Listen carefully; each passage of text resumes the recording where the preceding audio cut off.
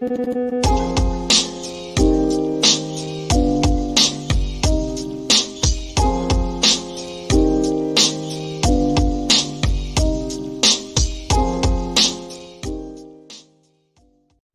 we're going to prank call Shifty Schiff because he was censored by the House of Representatives. We're going to prank call him. Here we go.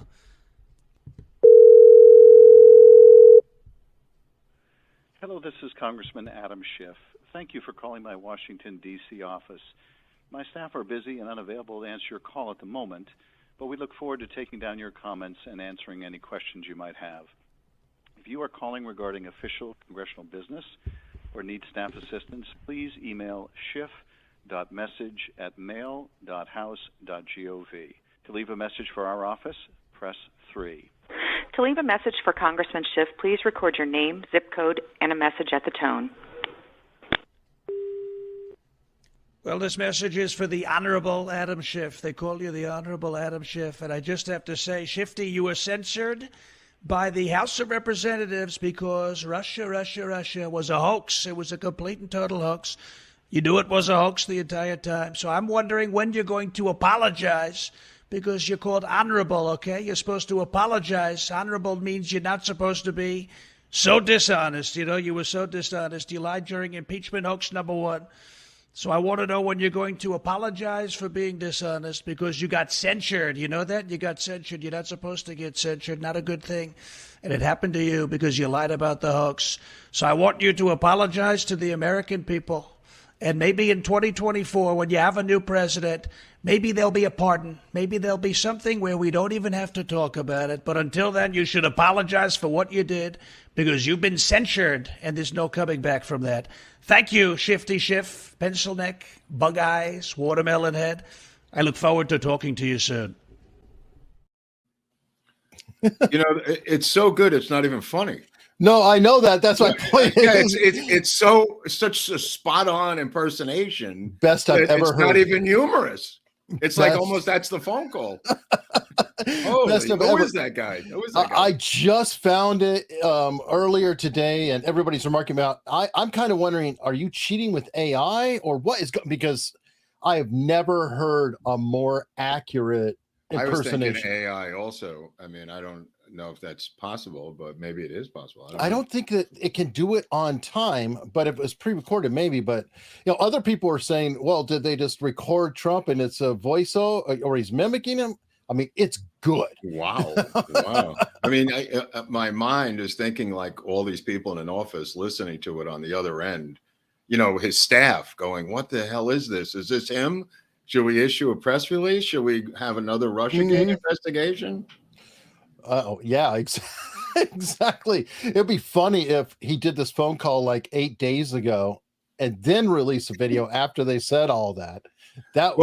By the way, did you see Matt Gaetz' takedown of Durham? Yeah, I watched it earlier. You sent me the tweet. I actually have it. Holy cow. Pulled up.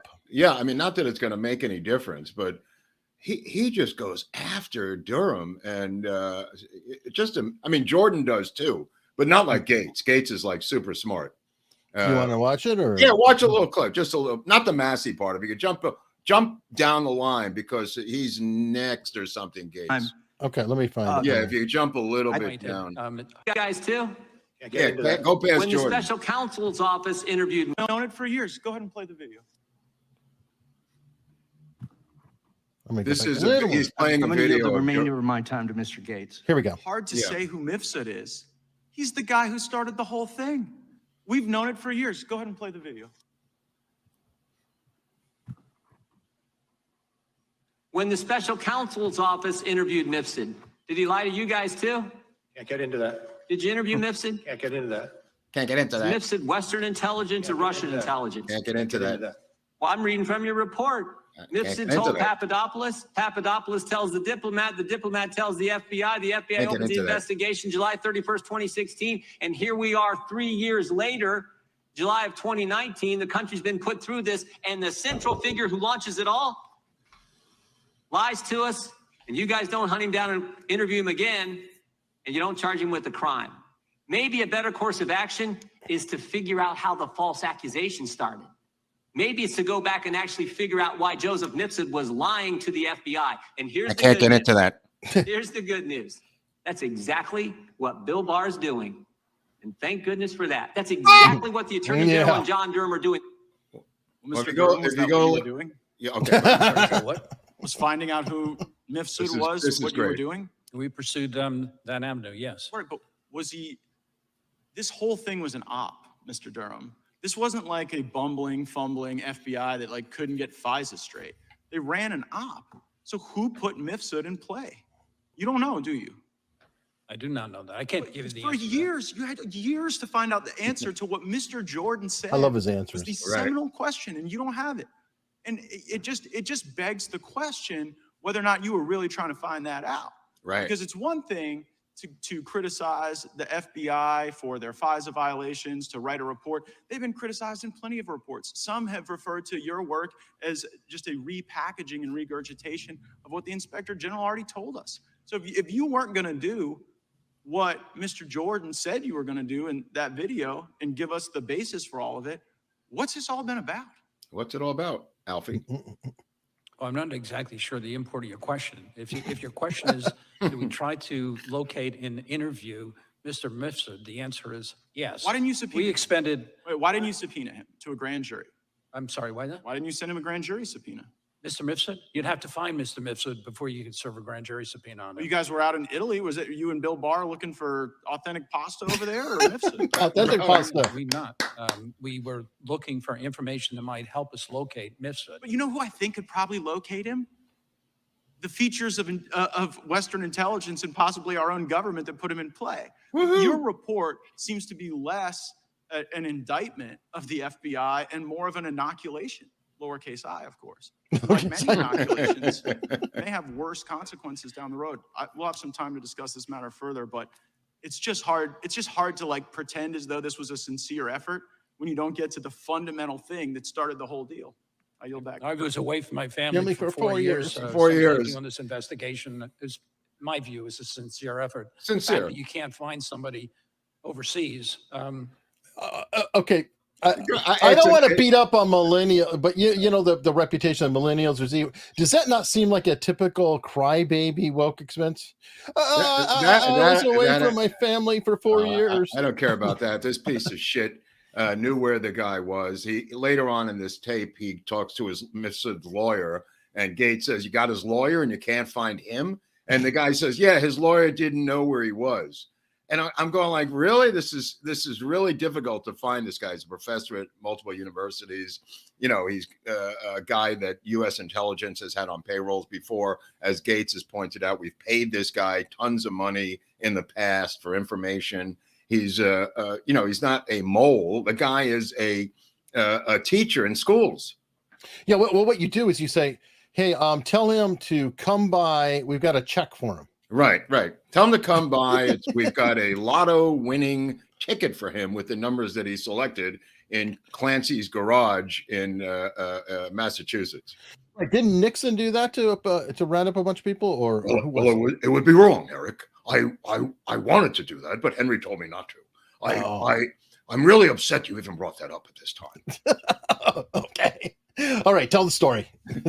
Well, I don't know what the story is, but Gates at least got some his pound of flesh out of this weasel. You know, now he could go back to Massachusetts where he came from. I mean, this was a guy working with Mueller on the Whitey Bulger cover-up, right? And Robert Barnes called us 3 years ago when this thing started, saying this was going to be a cover-up. He goes into the lawyer that they found and charged. Kleinsmith. He goes into Kleinsmith who's practicing now, by the way, in DC. Yeah, he goes, you undercharged him. You didn't do anything. You gave them a slap on the wrist, and he had to sit there and take it.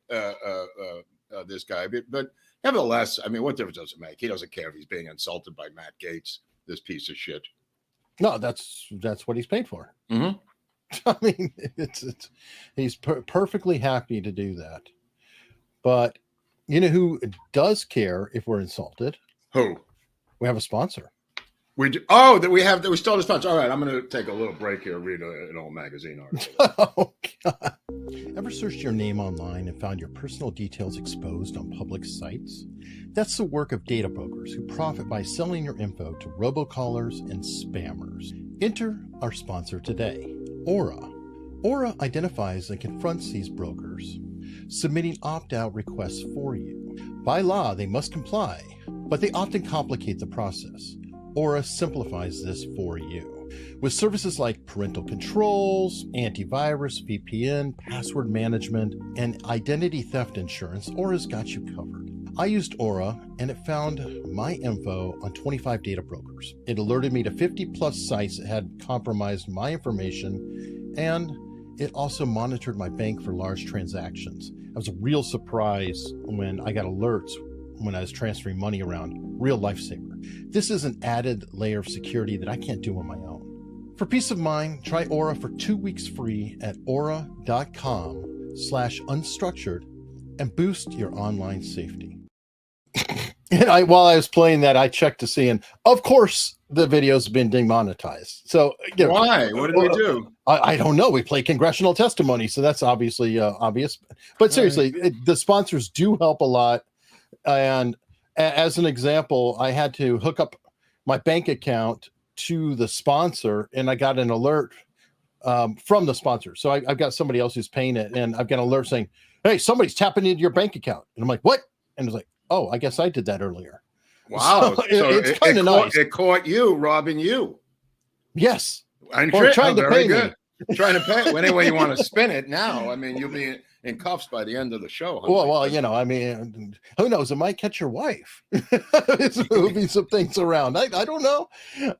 Mine's allowed, but always a scary thing. But yeah, no, I don't know why we're demonetized, dude. I mean, I was sitting there saying, can you challenge it? Or yeah, I've put it in for review, but here's how it works. We get, I don't know, the vast majority of our views in the first day. Sometimes it can be as much as 3 or 4 months. I think I had one time in October we were demonetized, April we were demonetized in April, and then October I got an email and it said, "Good news. Oh, your video is full ad ready." Well, they're obviously on the march. I mean, they took down the Robert Kennedy stuff. I mean, they must have gotten their orders from the deep state again after the election stuff and them laying low. There's probably another Indian communist running Google right now with a long name that we can't pronounce. YouTube. Susan's out, and it happens to be an Indian. No, I'm shocked. I'm shocked. I know it's a miracle, but it's a miracle. Absolutely shocking. You know, I mean, maybe people can make it up with super chats. I doubt it. You'd have to give a lot of super chats to make it up. But if they can maybe make it up with super chats, it may help us. But I don't know. Right, and the sponsors help. Everything helps too. Yeah, everything helps. Everything does. So but man, it's so depressing, Eric. You know, to just put on a pair of pants, sit down, and be demonetized before you even say hello. It wasn't even us talking. It was like somebody who's impersonating Trump in a prank and congressional testimony. That's why I didn't want to go deep into it. I'm like, okay, well, we'll be good. Get the sponsor. You think it's that or what? You know, I honestly, it could also be. I don't know. There might be people who don't like our Kennedy coverage who maybe complain about the videos or say things to just deliberately get them to look into. I wouldn't be surprised. Speaking of which, you sent me something from Jim DiEugenio about some coverage that's coming up or upcoming potential movie. Yeah, DiEugenio wrote a long article, which we're going to get into here, a 2-part article on his website, Kennedys and King, that I highly recommend. And it's about Sam Giancana, his nephew, or what the hell's relationship with this guy? Great nephew, I think. I mean, it's so distant, it's bizarre. The star, David Mamet has now jumped in. It's in Chicago. There's a guy named Nicholas Solozzi. Don't forget, there was a book written called Crossfire. What was the thing? Double Cross.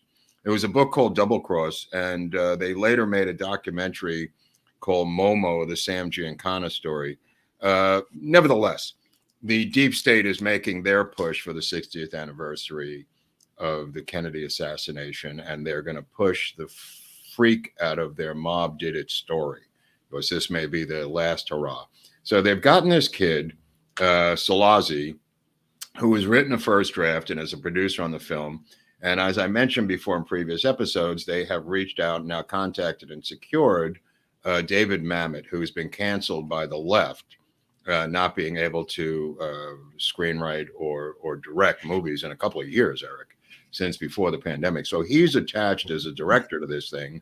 And it has John Travolta, Al Pacino. I was going to say the new father, Al Pacino, because, you know, De Niro had a kid and they're like, oh my God, this guy's old having a kid. It's Al Pacino said, hey, I'm older.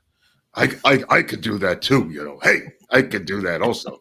Viggo Mortensen and Shia LaBeouf, who I call LaBeouf for fun and profit, who is a brilliant actor. I assume. And Courtney Love, rock stars aboard. Rebecca Pidgeon is in it, who's always in every Mamet movie, his wife. Very good actress, by the way. I assume that Mamet has rewritten the script since it was written by this non professional. However, this is a rewriting of history and will be very, very damaging to the Kennedy research community and the truth. That's all I can tell you right now. No matter what, I got somebody trying to get me the script, and if we get a hold of it, we'll go over it on the show and take it apart. And I mean, take it apart. I mean, maybe we get Jim on or something to do this, but we have to push back before this thing comes out and do a little discrediting from what I've read, because Jim met with them 2 years ago when this was first happening, actually read the early draft. With Oliver. Yeah. I understand. Yeah. So they, the article dismantles the entire project because he goes over the inaccuracies in the book and also in the documentary. And so I recommend both of those for the weekend if you can find. I dropped the article in the chat here on YouTube. Go ahead and drop it in Rumble as well. We're all over. I know it's funny. Every time I start the stream, I see people in Rumble saying, in the ghetto, in the Rumble ghetto. It's like, in the Rumble ghetto. I don't know about that, but the script was called Blackbird. And originally had Kate Blanchett was signed to star, because every movie must have a woman lead now. So I guess she's the one. Sam Giancana, the mobster, but you have a female lead. Well, of course, because it will be from the point of view of the mistress that they supposedly shared together. Judith Campbell Exner, I presume, would be the part she's playing. But now I believe it will be played by possibly either Rebecca Pidgeon or Courtney Love. I don't know. It's kind of tough to tell right there, but I assume Courtney Love would play that part. But anyway, I just wanted to point that out to the audience to keep an eye on this thing as we get closer to October, because there is a lot of propaganda that's going to be coming out from the deep state to undermine anybody who, you know, continues to push the stuff we've been pushing, you know, or getting demonetized for. Let me put it that way. Oh yeah, or just read our comment section. It's they're getting up there. It's getting heated. Oh yeah, they're coming out of the woodwork. They're you know, the lone nutters are coming out. The deep state, the people, you could tell by the how complicated the questions are. You know, they're almost like going to CIA college when they're writing these questions. Like, you know, they make demonstrative statements, you know, since Ruby got cancer in 1965, isn't it likely that he killed Oswald because Jackie Kennedy was upset? You know, these crazy combinations. But they start with saying a simple question. Yeah. And then there's 17 premises in the question, and they just go, I'd like an answer, please. So I started to tease this one guy saying he's got to put up super chat money to get an answer. And he started to flip out. I jumped in on that one too. Oh, I couldn't go on anymore. I couldn't go on. Oh my God. Yeah, no, but people, they're not happy. They're not happy. Well, they're making believe it's phony outrage. You know, if they're getting paid to be a commenter by a deep state operation, it could be phony outrage. But Hunter Biden in the news. Oh, congratulations to Hunter. Weird coincidence on that too, by the way, because another event happened almost around the same time. Now, there was some dispute. Well, this little submarine got lost on the way to see the Titanic. You know, it was a little tour with a bunch of rich people, and sadly, well, they perished. But the Navy has listening stations like just around around the world. Right. And they know exactly when the people perished because there was an explosion that was picked up. That's apparently that explosion, it was reported up on Sunday. Right. And it didn't actually come out publicly, though, until a lot of things were heating up. Now, people are pointing out that, no, the Hunter thing leaked beforehand, and it didn't necessarily help. But I do wonder, well, if you knew about this Sunday, why were you reporting about the knocking on the walls? Ooh, everybody watch that. There's knocking on the walls. Folks, everybody here's knocking. So it's a little sad in a lot of ways. But Hunter, he's, congratulations. He's done very well for himself. He seems to have gotten by. And somebody wrote earlier in a super chat, which I thought was pretty funny, that if there was, let's say, an actor on Saturday Night Live who played Donald Trump, we'd go through every which way we could to make sure that he's not actually charged for something. But if it's actually Donald J. Trump, they're going to find a way to definitely charge him. Well, there's two things. One is I promoted this show called Sanctum a couple of months ago on Showtime. It's a miniseries, docuseries, on a private. It's not a men's club; it's a sex club for really upscale in Beverly Hills. With membership of like 100,000 a year, and they show a lot of stuff in the docuseries. So I highly recommend it. Anyway, so the guy who ran it was kicked out by his own company, kind of like James O'Keefe. They kicked out the guy for doing sketchy things. The guy who started it, right? So anyway, he was in the news today for the first time saying one of the members, and this may be why he was kicked out, because one of the violations was he revealed one of the names of one of the members, which is like the verboten thing you're not supposed to do. Although there's many people on camera who are members, so it's hard for me to understand unless they're just signing disclaimers to be on camera. They're not supposed to reveal a part of the membership. But he did reveal one member today. And I thought that was kind of interesting, since the show is really addictive. I got to say, it's a real binge watching show. I didn't know the guy got kicked out, but he revealed that one of the membership's elite was Hunter Biden and Sanctum. And then that Hunter Biden was kicked out of the club for quote unquote being a scumbag, for whatever that means. Why? I can't see that. Okay. I have no evidence of any kind, Mark, that would make me think that's possible. I'd like to see that episode. Now, getting over to the Baldwin story, which is some breaking news on that, right, Eric? Yes. Really, things are heating up like crazy on that. Like, what is going on? Because they're leaking like a sieve out of this grand jury. Well, it's a whole new team. It's a whole new prosecution team. It's a whole new spin team, isn't it? Yes, it's war, but it's war on the Santa Fe Sheriff's Office as well. The top investigator, and this is all coming in really fast, and I don't even have all the details, but I know. The lead investigator for the state, who was the head of the state police at one point or whatever. I mean, so really a pretty well-respected guy, whatever. He quit, and he drafted a letter stating that it was the most incompetent job he had ever seen. And something like he and 200 investigators could never undo what a mess that they had created. But here's the weird part of it. He wrote that letter to all of them, right? He happened to copy one other person on the letter, and that was Jason Bowles, Hannah's attorney. Right. I saw that. I thought, and it was like, I can't figure out why they said it was because he mixed up a surname or something. I'm like, whoa, no. I think this is a very deliberate thing, because Bowles is going to, leak it to the press. But they now are charging Hannah with obstruction of evidence or something evidence, because she was moving dope around, and it sounds like she had weed and gave it to somebody saying, hey, get rid of it. That's what it sounds like. That's all it was.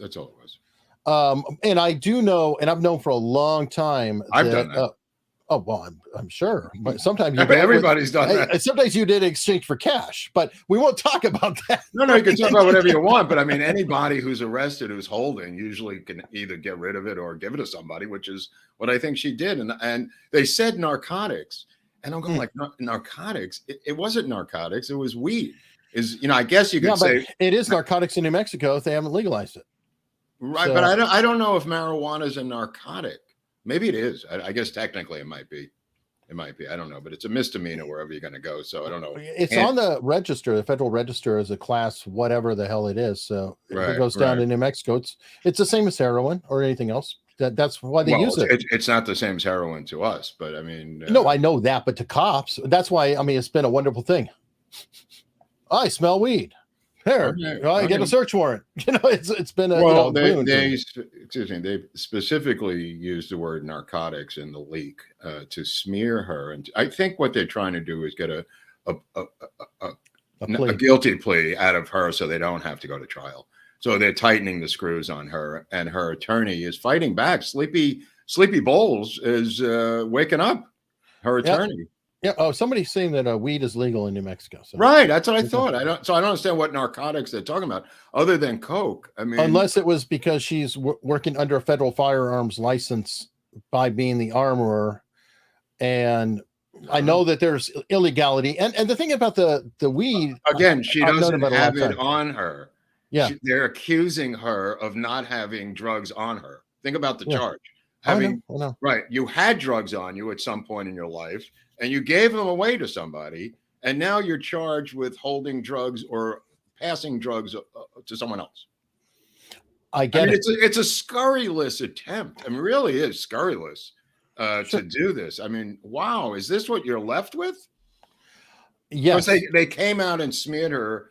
That may be true. I don't know, but it's not for, it's being leaked that she was hung over. Like, if you can't make a movie with people who are hungover in this business, you're not making any movies because every single person is hungover. All true. Then there's another thing, and I can't reveal it, but another source has come forward and said that no, there was in fact plinking going on before call times. That's what I thought. Yeah, I thought otherwise. I can't say obviously who it is or whatever it is. Not Seth Kinney. Seth is trying to see if he can verify it or get somebody to tell me on the record. Mm-hmm. But someone came forward and said that was happening. I can't confirm it. But I mean, it's a problem. And that would be the live ammo. It happens on every single shoot with guns, westerns. There's always plinking.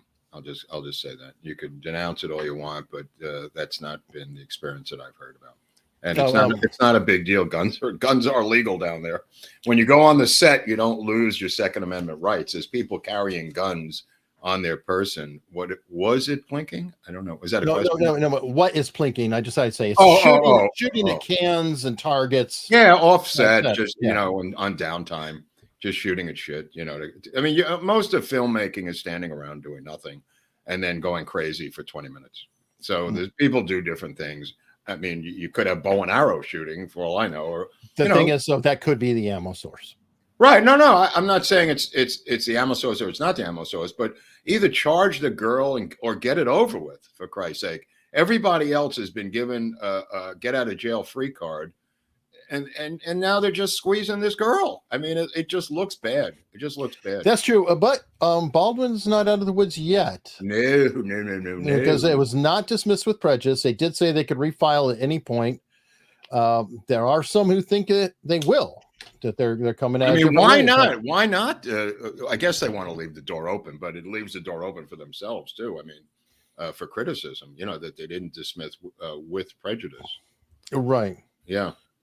Unless they're actually getting more evidence, but which they may be doing. I don't know. I don't really know. I don't know either. I mean, the whole thing, no matter what, you and I both have felt it's been a mess. Oh, it's been a total mess. I mean, the 75 people have come and gone. The Andrea Reeve thing was a disaster. I mean, every step of the way, these are a bunch of rubes who are women down there. I hate to say it, but that's the facts. That's the facts. This is a bunch of political appointees down there in New Mexico and Santa Fe who bungled this thing from day one. They've never had anything like this in their lives. Yeah, and that makes me question the cops, the former dancer, lead investigator, which doesn't mean she can't do it, but I mean, but it's right. interesting. Right. Okay, I just Mark wanted calls to, the Brett girl. the Brett girl. Well, she was playing with. I think she was a Hooter girl first, right? Some she sort worked for dancer. Hooters. No, Yeah. she was worked for Hooters, and then she became a detective. I mean, everybody has that career path. Sure. You work at Hooters, then you're a detective in the Santa Fe Police Department. What's the problem? Could happen. Hey, everybody has to strive, and everybody has to pay for college, right? One way or another. Well, as I predicted on this show a couple of weeks ago, Vice Media has filed for bankruptcy. It was a CIA front that was outed by many people like myself and others who cut this thing to ribbons. They would get a crew together and they would go into other countries like National Geographic did in the 1950s when they went into different countries with a photographic crew to photograph elephants and Bengal tigers, whatever the crap they did back then. Vice, would go famously into North Korea to cover their basketball team and do an episode in North Korea. And then they put a couple of members of the CIA inside of a film crew, which is, what really was going on. So Vice, of course, was losing money, hemorrhaging money, but it was being supported by the intelligence services, as many things are, like Twitter and other things. They were losing money. Like, Musk found out with Twitter, right? I gotta tell you, it popped in my head. Guess what else they were doing? Running around with John McAfee. Right. No, absolutely. That's just one of many things they did, Eric. Yeah. So they got bought for $225 million out of bankruptcy. And there was a group that bid higher, that was a legitimate group, that was turned down. This is what I'm trying to tell you. There was a group, I think, that bid like $300 million, but they were underbid by Fortress Investment Group, aka FIG, ironically, where they're outbid by a group called Go Digital, which I think was a legitimate service. Go Digital, even though they had the highest bid, could not win the case or get it out of bankruptcy because FIG got it, Fortress Investment Group, which is owned by an obscure guy named George Soros. And George Soros now owns Vice Media. So if you think it was propaganda before, where do you see what George Soros and his group are going to do with Vice Media? Luckily, they've been outed, so we now can at least put a flag on anything Vice does. I mean, but we've covered this with Gavin McInnes, going all the way back when it was a magazine out of Canada. And that's something that I came up with. I was like, well, isn't it funny that the guy starts Vice, he starts the Proud Boys, and both are, riddled with government ops. Well, his partner is the one that made the Vice News and the money on this particular thing becoming a channel. Yeah, Shane Smith. Yes, but I'm just arguing Shane Smith. I thought Shane Smith, who operates out of Brooklyn, is the one that really took this into the deep state. I think McInnes got a paycheck for just the magazine creation. He wasn't involved in any of this, just to clean the record up a little bit. Maybe, I don't know. It's just interesting that, if not, he's very unlucky because he creates things and then government ties seem to take them over. I hate it when that happens. Let me put it this way. This thing was an intelligence op since day one. That's all I can tell you. Yeah. And by the way, who's to say that the CIA doesn't still control it? And they just said, "Hey, George, we need some cash over here." I assume that's what's happening. Yeah, I assume that's what's happening. But just so people know, if you want to watch our CIA and the media episode, which is where I was going with this story, we called this a long ways back. And in the episode, you'll see certain connections in the media that the CIA has used over the years. Oh, yeah. And more to come. More to come. And by the way, speaking of founders, I've decided to try in what spare time I have to actually start reading Woke Incorporated, Vivek Ramaswamy's book about BlackRock and everything else that's going on. Right. And it turns out he's a founder that was sacked by his company, or shall I say, he agreed to leave his company because after January 6th, he wrote some editorials in the Wall Street Journal saying, "Hey, you can't take away people's civil rights here." and that Twitter, why not, etc. You can't be censoring conservatives, blah blah blah blah. And so, like his CFO was like, "Oh, I quit, you bastard!" Da, da, da, da. And he wound up having to step down from his company, which he said he chose. But I have a feeling that there was enough acrimony. You know how these things work, where they were kind of like, "Here you go," and that kind of booted him out of the company he founded. I did not realize that went down. The verb is called O'Keefed. He was O'Keefe. He was O'Keefe. Yeah, years before O'Keefe. He was O'Keefe. He was the original O'Keefe. Or you could say jobbed, like Steve Jobs. Well, I don't know if that was political over censorship, but no, he was an asshole. What did I see? Oh, I know what it was. Yeah, there was a episode of Vanderpump Rules where this girl is wearing a turtleneck inside of a jacuzzi, one of the stars of the show. She's got like some bathing suit that has a turtleneck, and they're in the Hamptons, and one of the guys in the jacuzzi with her is drunk, and he says, "Why should I be looking at you? Why should I be attracted to you? You look like Steve Jobs in a hot tub with a bikini." And it was the funniest line, and she just got so infuriated. She stormed out of the hot tub. And so Elizabeth Holmes was in the show? No, but Stassi from Vanderpump Rules was wearing a turtleneck that looked like Steve Jobs. It was very funny. Sorry, Elizabeth Holmes famously dressed like Steve Jobs everywhere. The one from Theranos who just finally reported to prison. I guess you have an orange turtleneck she can wear in the prison. I don't know, but she does seem to get to visit her family. It's like 4 days inside, they're walking around with her. I'm like, well, there's some good justice. But while we're talking about Hollywood, you sent me this earlier. What is this? Oh, yes. There's certain people are not happy. Apparently, the bulk of the Academy membership is claiming now privately that they're being dragged through this by a tiny minority of radicals within the Academy of Motion Picture Arts and Sciences.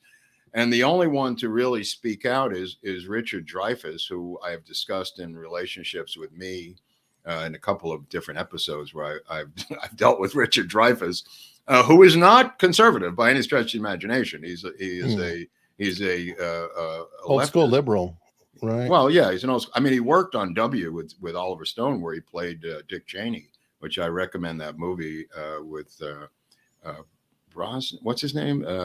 Bronson? Wait, no. I forget. I always forget this guy's name. What else has he done? He just did a remake of Old Boy. You're talking about Breaking Bad guy, Brian? No. All right, never mind. Anyway, so W is a film that has Dreyfuss in it as Dick Cheney, which cast against type is all I'm saying. Okay. But So anyway, so Dreyfuss is Josh Brolin. Brolin. I always get this guy. His father, I remember, but not him. There's something about Josh and Brolin. I just cannot remember those two names together for my whole. Because you probably know James Brolin so much that but Josh is Josh. Yeah, it's just weird. Anyway, so Brolin plays George Bush.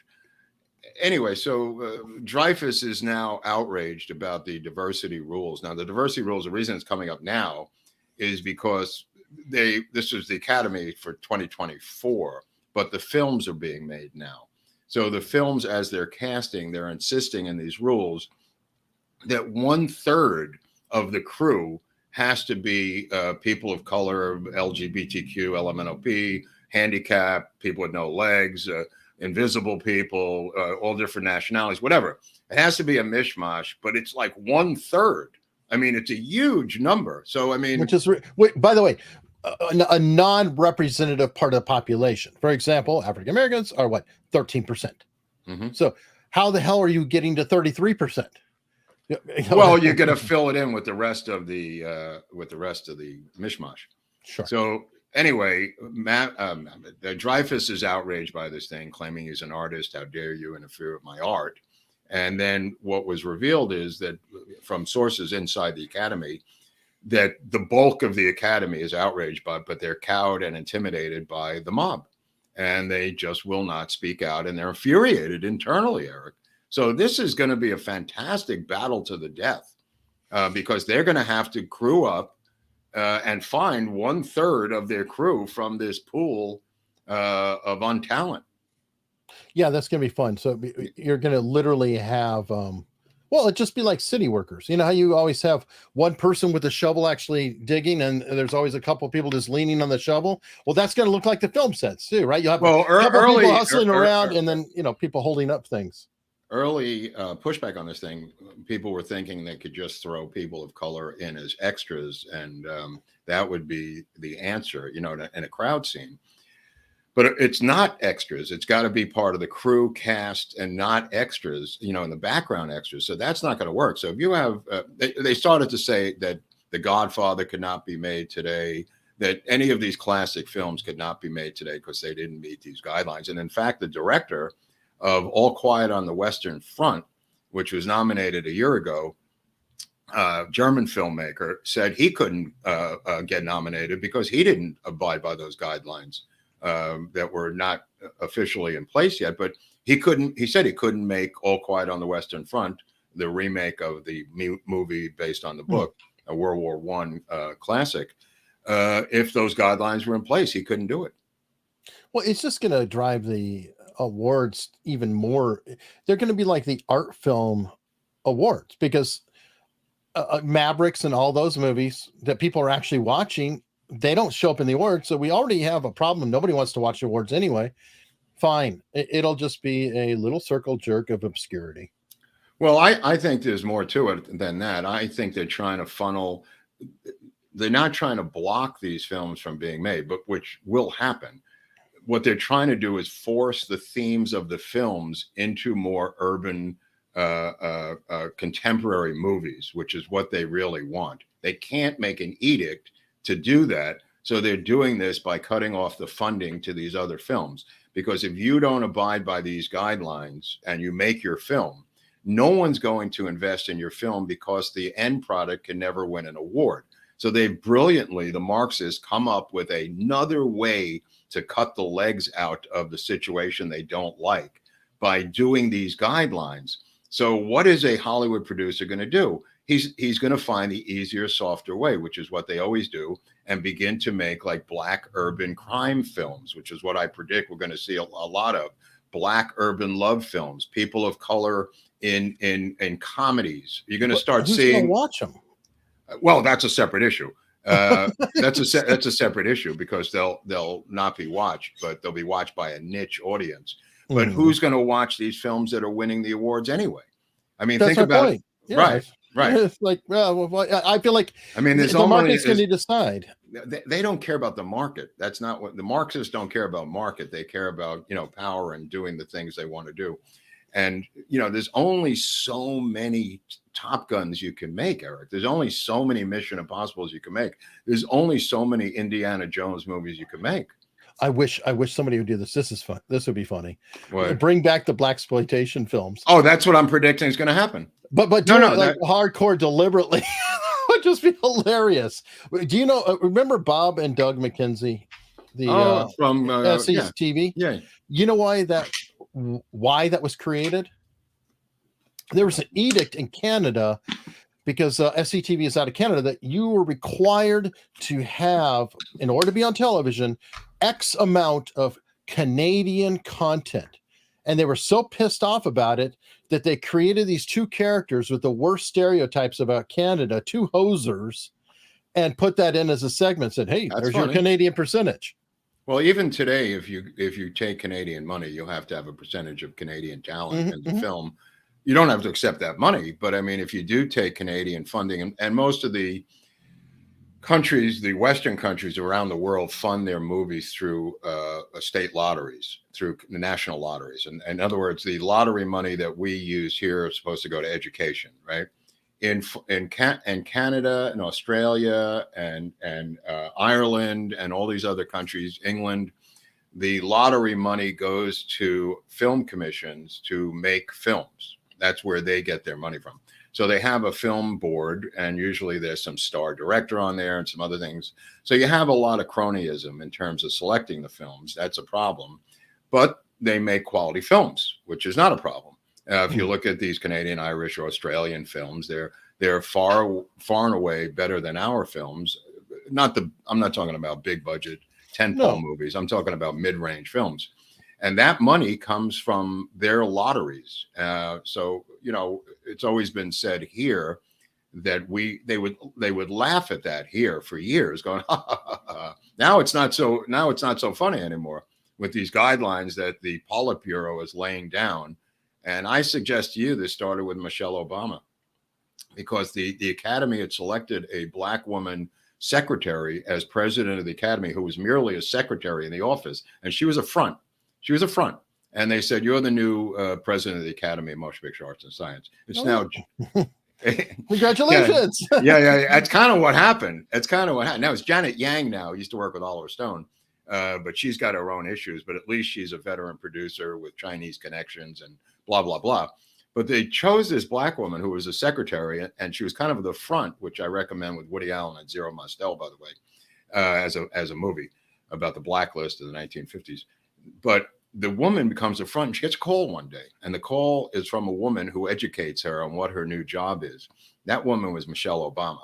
And the next thing you know, Michelle Obama is up on the big screen for the Oscars, and all these rules and guidelines started to change, and the Academy realized they had created a monster. And this chick was recently forced out and replaced by Janet Yang. But the implementation of these rules came under the Michelle Obama presidency of the Academy, the ad hoc presidency of the Academy. That's where this came from. Wow, that's depressing. You know what makes me happy? What? How about a Rumble rant? Tina Gwynn wrote that the Trump impersonator is Sean Farish. Okay. He's awesome. I've been watching him for a long time. He's the best I've ever seen. Apparently, Trump knows about him. Wow. And he was Trump's first retruth or something. Okay, so there was a cat named Vaughn Meader, right? Now, Vaughn Meader was the #1 JFK impersonator in the world. And he did Ed Sullivan. He did all these shows. He was a one-trick pony, right? He just did JFK, but he was impeccable. He was absolutely impeccable. Greatest, he put out albums, comedy albums, and everything else. And when Kennedy died, when Kennedy was killed, his career was over, right? So Lenny Bruce came out on the Steve Allen show one night after the assassination, and just the first thing he says as he comes out to the microphone, he just goes, Vaughn Meader, shoo, too bad. And I was like, just cracked up the nation of Lenny Bruce talking about Vaughn Meader's, just this one line about the guy's career ending. I mean, so dark by Lenny, but so spot on, kind of like, Gilbert talking about, flying nonstop to the coast and not crashing into any buildings. But Lenny came out and said that in November 1963. Wow. All right, we've got a couple tips in from locals. Somebody, somebody's asking about looking into Anne Hesh, etc. I don't have to look into it because I know what happened. I mean, it was a tragedy, wasn't it? They did multiple drug interventions on her at Paradigm. She fired Paradigm. She fired her lawyers. I know all the people involved. There's no conspiracy at all. She was totally drug addicted into cocaine and alcohol. They tried numerous times to do an intervention the last few months of her life. All of them failed. She fired everyone, and she died in a fiery death. With cocaine and alcohol. I think the cocaine was probably laced with fentanyl, like all the other coke in LA. And it's in the coroner's report. Okay. Yeah. There's some, I think some conspiracies around. It's just not true. I'm sorry. Tarkina 53 said, I ran into James Kennedy from Vanderpump Rules at the airport in Dallas. Wonderful. On our way to Mexico during COVID. That's great. With a random blonde and trying to fly standby. Happy. Wow. That's great. Thank you. I love Vanderpump trivia. James Kennedy is the British son of the manager of Wham. That's his connection. Wham? Like George Michael Wham? Yeah, George Michael's his godfather, and Wham, his father manages Wham. So his father lived in L.A. for a good number of years, has an American wife. They get divorced. The wife and the father get divorced during the show. Not that they're really part of the show, but they're both in it briefly. And James Kennedy is the DJ. He wants to be like DJ AM. You know what I mean? He wants to be like a star, and he does go to festivals and he is a DJ, but that's his his career path. Wow. Insane. So let me get into some super chats. So, Dino Walpa is a new member. And does Pinky Lee miss his hat? Oh, I see. That's a cheap shot. I don't have to put up with that. Linda Zelensky, $20. Thank you, Linda. Zelensky, it's every week with this cousin of the head of Ukraine. Well, because there's extra money that keeps getting sent to Ukraine, so at least we're getting peace. You know what? Back, this right? might be laundered money from the White House that we're getting here. Well, good. Then finally, some money is getting spent well. Yeah. Craig loves the hat. See, now Craig loves the hat. There's all different kinds of opinions. And Al Parks is a new member. And Vince Dees coming in with $10. Thank you. Mm-hmm. And we have Bizard Sneezebomb. I'm a big fan of both America's Untold Stories and the No Agenda podcast. Mark G and Adam Curry were both affiliated with 1980s MTV. I'm just putting some dots out there. Can Mark connect them? Did you two ever meet? I've never met him. No. You did work with Kurt Loder, though, right? Yeah. I think Curry was afterwards. I don't know when Curry started. He was one of the originals. But he wasn't there when I was there. I mean, I don't remember working with Curry, but I worked with some of the other people who were there at the time. The guy who did The Big Picture. He later became an editor of Premiere Magazine. Different people who had different shows on TV. Yeah, I like Adam Curry and what they're doing with the No Agenda show. I don't listen to it all the time. It's been around for a while, and Adam Curry he was a co-inventor of the podcast. Right. So, Interesting. So, Interesting. Kudos. They call him, quote, the Podfather. Wow, that's cool. That's cool. He and Dave Weiner created the podcast in terms of a serial audio format through an RSS feed. Dave Weiner created the RSS file, and then Curry did that. So it's a cool thing to have with your name. Wow. I am Sparker from Dallas. Just saw new plans for Dealey Plaza. Kneeling with tears in my eyes, begging, please use your superpowers to help save it. It's very depressing, and that's why I personally am encouraging everybody in the world who ever goes to Dealey Plaza, please film, please record, just have so much footage of it in its current state that even though they want to bury it, they want to change it, whatever, there'll just be so much documentation, it won't really matter. It's amazing that it survived 60 years untouched, and all of a sudden in the mitten dread of the 60th, they want to take it apart. I mean, it's really bizarre. I mean, 60 years it's been untouched, essentially. Yeah, but that's the new trend. I mean, I consider it the same as tearing down statues. It's like, this is the time for revisionist history, and they're flexing. Yep. They're flexing their power. They absolutely. These things make no sense politically. They make no sense economically. It's just about power of doing this to tear down history. That's all it is. That's all it is. There's no conspiratorial angle. They're not going to rebuild it with some other thing. They just want to demolish the past, which is a Marxist dogma.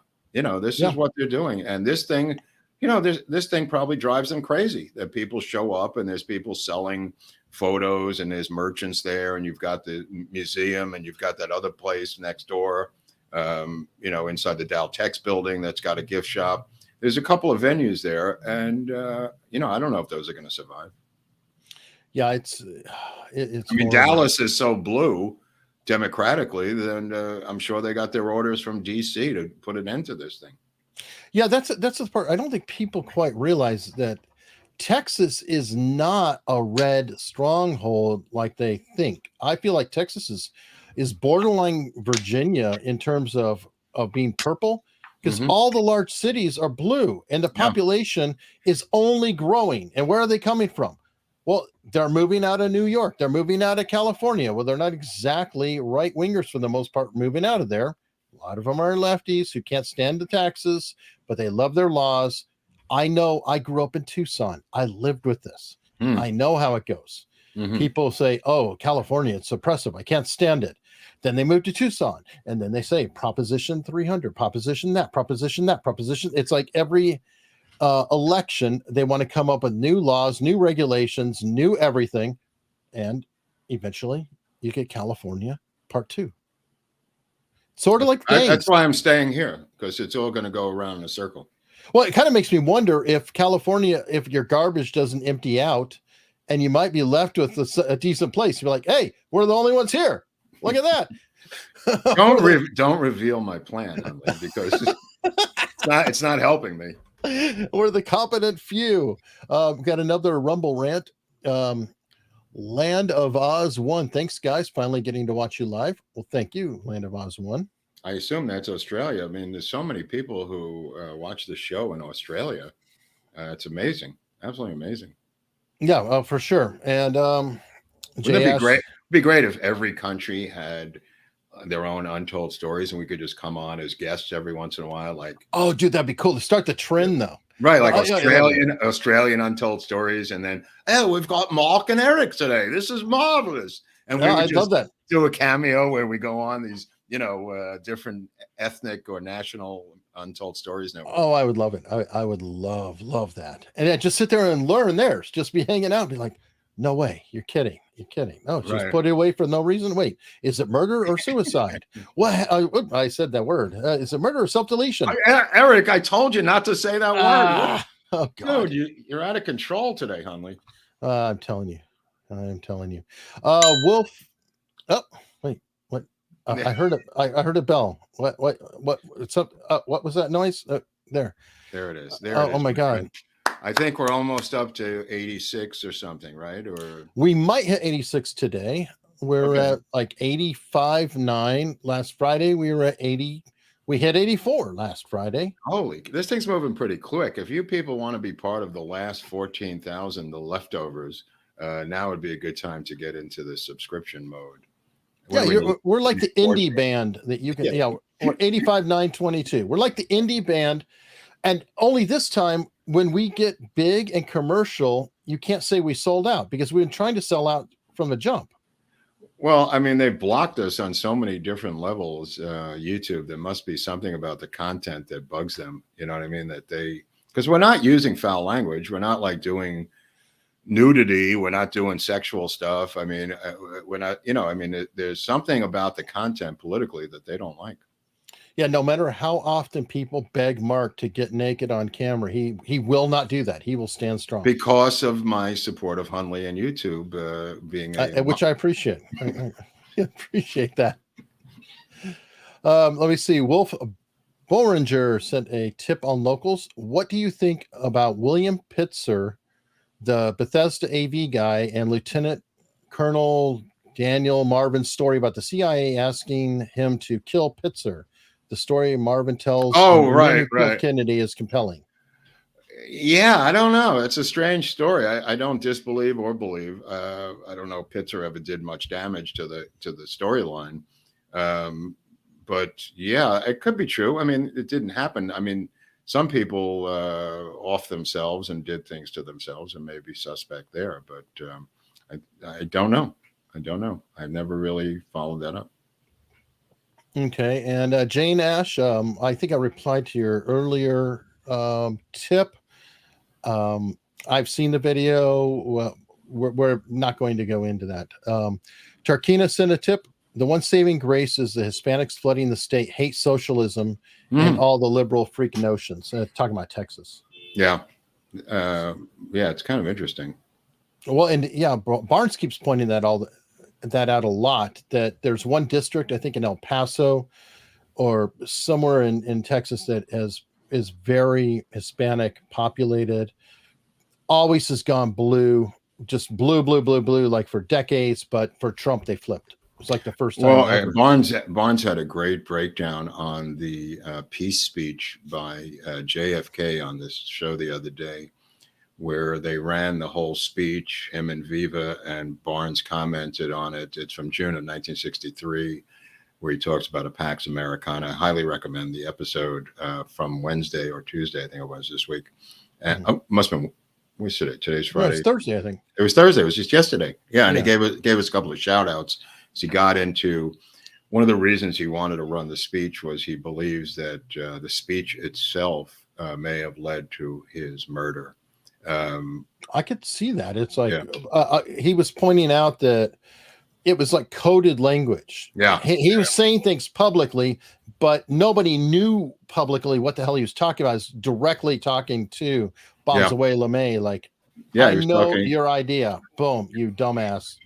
Well, he was calling them out in public, for what was happening behind the scenes privately. And that may have led, Robert may be right, it may have led to his demise.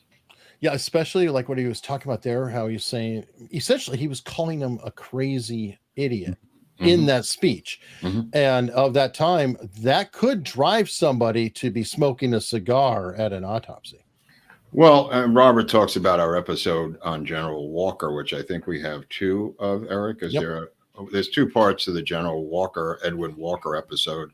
Walker being obviously a nut later on in life. I mean, but Robert Kennedy had him arrested down in Mississippi during the Oxford riots down in Mississippi and taken away in a straitjacket to a mental institution in Missouri. Robert mentions that and plugs the episode that I'm talking about. Yeah, he also talked about the fact, and I didn't realize it too, that Eisenhower did warn everybody, and that John and Robert went in just thinking the normal thing, like military's fine, everything's good, normal, very patriotic Americans. And it was after he was in office that Jack Kennedy saw that no, Eisenhower actually was onto something when he left. I thought that was interesting. The problem with the Bay of Pigs situation was the plan, as Nixon mentioned later, was already in place as the administrations were overlapping. So they unless they were privy, that's why they give security briefs to the next president, Eric, because there are things in play. And this was in play, and the details were revealed, the minor details. I think they basically knew something was going on, but the details were revealed through Dulles and other intelligence operatives to the Kennedys. And what they were looking for was a full-scale invasion of the United States into Cuba. And the precursor was to use these anti-Castro Cubans out of Miami and then have air support by the United States Air Force, which he said he would not do. And that led to them, getting shot up on the beach and captured because there was no air support. So that act alone may have led to his demise. Well, and they kind of sandbagged him too, because he was like, no. And they said, oh, well, you're going to have to, because we already have this going. So what are you going to do about it? Right. That's what I'm trying to say. And one of the architects of the Bay of Pigs invasion was a cat in Mexico City named David Atlee Phillips, who will later do an episode on for trying to frame Lee Harvey Oswald down in Mexico. But David Atlee Phillips, was really the one who reviled JFK for not backing them on the beach. He knew the men, he trained the men, Phillips, and he hated Kennedy for not providing Air Force support during the invasion. Great. And then you had LeMay, who wanted to bomb the Soviet Union, and Walker and other. So it's like so many enemies. Right. Well, Robert was referring to the generals, plural, and these are the guys that came up with Operation Northwoods, which was a plan to shoot U.S. Planes out of the sky and blame it on the Cubans. I mean, and then finally they just said, F it, let's just launch missiles as a first strike into the Soviet Union, which is documented in a way in Dr. Strangelove and, a couple of other films like Failsafe. But in Dr. Strangelove, it's played famously by George C. Scott, who was playing the Walker role, so to speak, or the Curtis LeMay role, depending on what you want to assign to him. But, I'm not saying we won't get our hair mussed, Mr. President, is the line from Dr. Strangelove by George C. Scott. But they calculated we would lose X millions of people and the Soviets would lose X millions of people in some war game movements. And they felt it was worth it. They kept telling Kennedy that we should strike them now before they have military missile and nuclear parity with us as a superpower. And that was their sick logic. But it bleeds over to the Bay of Pigs, where they're trying to get a full-scale invasion out of the Kennedy administration. Eisenhower obviously didn't do it. Why they thought Kennedy would do it is bizarre, but maybe they thought that he had been in war. Yeah, he's a war vet, a hero, standard World War II vet. They figured, hey. In reverse, the logic, which is pointed out in Destiny Betrayed, the Jim DiEugenio, Oliver Stone docuseries and book, was that he knew what these guys were like as a military operative. He knew what the generals were incredibly out of touch, even during World War II, JFK. So it wasn't like he was going to go along. He knew that these guys had no on-the-ground experience. I mean, they had told him, just to give an example, they had told him through Dulles that the Cuban people would rise up and meet with the invaders to take down Castro. Of course, nothing like that occurred, and how they got this intelligence was completely bizarre. They claimed to have some polling, quote unquote, of Cuban people on the island that they were against Castro, when he really had like 92% approval rating. So, of course, they all began shooting at the invaders, and none of that happened. There was no uprising. I think probably because they went out a little too soon, because I guarantee Castro's numbers sank over time. I know, I dealt with a lot of Cubans. Well, I don't know, but this is 1961, not 1991. Right. So you're talking Excuse me, 98, no, 96. I'm not that old. No, I wasn't talking about you. I was just adding. Yeah. I wasn't referring to you personally. But what I'm saying is that they had spies in Miami, the Castro intelligence. They knew this was coming for months. They had their own. They had infiltrated all kinds of Radio Swan and all the different programs that we had. So they knew this was coming. So it wasn't a surprise, is all I'm saying. Oh, yeah. Well, as a matter of fact, one of the worst spies we ever had, I forgot her name. She was just released within the past month or so. And she literally was like a top level, either FBI or CIA, I don't remember. She would go home every night to her radio and just say, hey, today we talked about blah, blah, blah, blah, blah. Oh, and it's 90 miles. Now the Chinese are going to put troops in there into Cuba. And we'll see how this goes. The Chinese are supposedly sending thousands of Chinese operatives for their factory and sending military. It's going to be the same 90 miles off the coast of Florida, Eric, this time with the Chinese Communist Party. Well, they've already got Canada. Well, I mean, Canada, Canada is not Cuba. Let me just put it this way. No, I know that, but they've got Canada. They'll do Cuba. You know that they already are working with the cartels in Mexico. Who's to say that they don't go help clean up Mexico? Right. And don't forget, Central America is I think, in their pocket as well, from what I understand. Mm-hmm. They're buying Africa left and right. Now, that's a bit further away, but I'm just saying they are literally doing to us what we've been doing to Iran. No, I just find it ironic that the Cuban Missile Crisis, we now have RFK Jr. running for president, and he's been discussing on numerous platforms how his uncle and father dealt with the Cuban Missile Crisis through behind-the-scenes, closed-door meetings with Soviet spies who would literally come over his house and do Russian dances in his living room, who became a friend of their family and was able to go through backdoor channels to talk to Khrushchev via RFK Jr.'s father and RFK Jr.'s uncle to defuse the Cuban Missile Crisis. With the Chinese now moving into Cuba, it's ironic that it could be the same exact scenario. I mean, if they start moving in military hardware into Cuba, Eric, I mean, Katie barred the door. I don't know what'll happen. Everything's echoing right now. It's just so disturbing. I mean, well, I mean, it would be our Taiwan. I mean, it's right.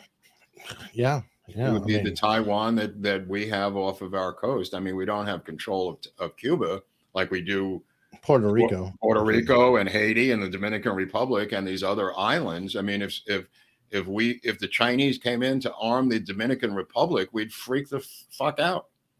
I mean, that's essentially what's happening in Taiwan. Mm-hmm. Let me see. Kay Blackston, this is online too.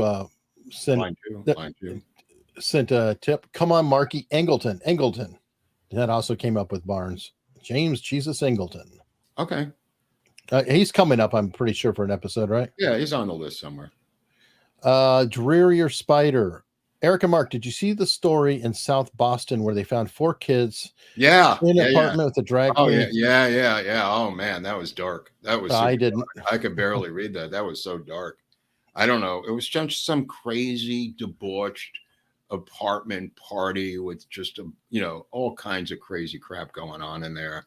And this is what's happening across the country. I mean, when you have no leadership and you have no religion and you have massive drugs and you have these sexually insane things going on, you're going to get debauchery end of the Roman Empire, Caligula type parties, which is, I think, what's happening around the country. This one was so dark, the mainstream media didn't even cover it, but the police and the first responders had to. And it's just, God knows what this scene was. Lovely. And by the way, they're recutting Caligula. Weird note. Reshooting it or recutting it? Recutting it. They're going to do they've done that before. Yeah, they've done that before. So, let me see. Well, you worked with the dude who did Caligula. The Penthouse and heavy metal publisher. Well, he wasn't Guccione. He wasn't the publisher of heavy metal. He was publisher of Penthouse and a magazine. Oh, Omni. It was right. Omni and Penthouse. And his son later was the publisher of Spin. Okay. Dina, you guys are great, but Mark, you are the best. I would look for a man like you, but Korea has its limits. Would love to do an edition of Korea's Untold Stories on right. Please do. Go ahead. We'll give you the America's Untold Stories. Like when you hit 50,000 subs, we'll give you a special certificate. And you have to sign up with our Universal Untold Stories program. Oh God. It'll be a university online like Prager has. Oh God. The real Terry. Mark, I adore you today and really, really want you to be wearing matching sport pants right now. I'm wearing cargo pants that go with this shirt, if that helps. People are like, Mark's not wearing pants. It's funny. I'm wearing cargo pants with it, kind of like the shirt is. Yeah. Heather, whatever. Thank you very much. John Drum is a new member. And look at this. Kim Olsen is coming in hot. Wow. What? One of the Olsen twins? Oh, yeah. That's one of the Olsen twins. My favorite channel. Thanks, Kim. With and a $50. Wow. Thanks, Kim. I never saw Kim with a Y, but that does make you stand out against the other Kims, Kim Jong-il. And how many Kims are there? Kim Novak was one, right? Kim Novak. Yeah. Kim Guilfoyle, who's with Donald Trump Jr. Oh, Kim what? Guilfoyle? I thought it was first name is Kim? Well, I think it's Kimberly, but Kimberly. Yeah. But that's Kim to me. Yeah. Sergeant Willie. Was sorry to hear of Treat Williams. He did have his own JFK conspiracy movie, Flashpoint, with Chris Christopherson. Interesting. Chris Christopherson's a fascinating guy. I mean, he's a great actor, great singer. Songwriter. He's a brilliant guy. I mean, he deserves his own America's Untold Stories, I think. Yeah, he's a kind of a peer to Gordon Lightfoot, wasn't he? Really?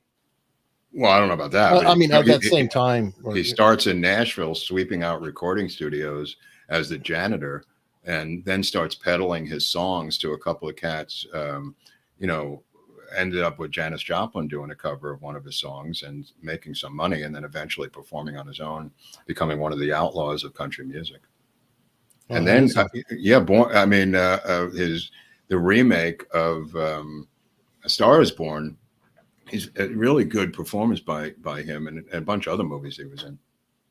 Yeah, no, I mean, he's awesome. And this is a totally side note, but I occasionally watch The Professor of Rock on YouTube.